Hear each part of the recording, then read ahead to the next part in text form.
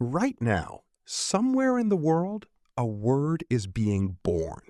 Not in a dictionary, not in a classroom, in a group chat, in a comment section, in the mouth of a teenager who needed to say something that no word quite covered. Yet, every year, around 1,000 words are added to the English language. But the dictionary doesn't invent them, it just catches up. So, where do new words actually come from? Language has always been a living thing. It breathes, it adapts, it borrows without asking. And one of its oldest habits is theft, or more politely, borrowing.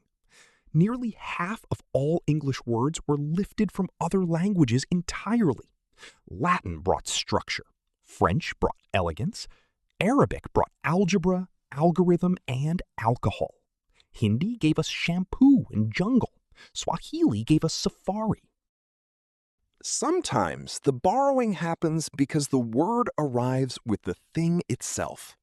Trade routes didn't just carry spices, they carried the names for them. Curry, coffee, spaghetti. New ingredient, new word. Simple. But sometimes a language borrows because it has no better option. German gave us Schadenfreude, the specific pleasure of watching someone else fail. English had no single word for that feeling. It still doesn't in its own vocabulary, so it just took the German one and kept it. Scientists do this deliberately. When something new is discovered, it needs a name. So researchers reach back into ancient Greek and Latin, languages frozen in time, precise and untouched by slang, and pull out the right roots. Clone came from the Greek word for twig, oxygen from the Greek for acid forming. These aren't accidents, they're architecture.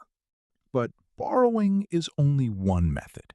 The other is construction, taking words you already own and building something new. Sometimes that means stacking two words directly. Sun and screen become sunscreen. Star and fish become starfish. Air and port become airport. These compounds carry their meaning openly.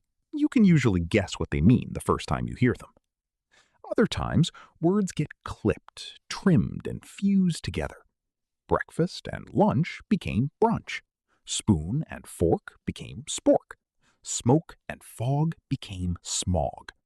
These blends feel inevitable once they exist, as if the language was always missing them and finally filled the gap. And then there are the words that didn't die. They just changed jobs.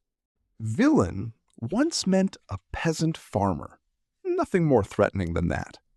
Over time, through class prejudice and association, it slowly drifted until it meant someone morally corrupt. Geek was once a carnival term for a performer who did outrageous, often disturbing acts. Strange, awkward, specific. That word traveled a long road to mean what it means today. Language also moves in the opposite direction. Words begin as insults and get reclaimed.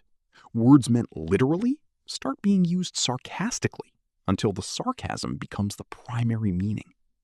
When someone calls something sick or wicked and means it as a compliment, that's not confusion, that's evolution. So words are born through borrowing, building, and bending. But that only explains how they're made, not how they survive. Most new words don't make it. They're tried once, forgotten, and buried. The ones that spread do so because they solve a problem people didn't know they had. They name something that existed but didn't have a word yet. Or they name something faster, more precisely, more expressively than anything before them. Meme is a perfect example. Coined in 1976 by biologist Richard Dawkins, it described how ideas spread through culture the way genes spread through populations. Then the internet arrived, and suddenly the word had a new job, a better job, and it spread exactly the way Dawkins always said ideas do.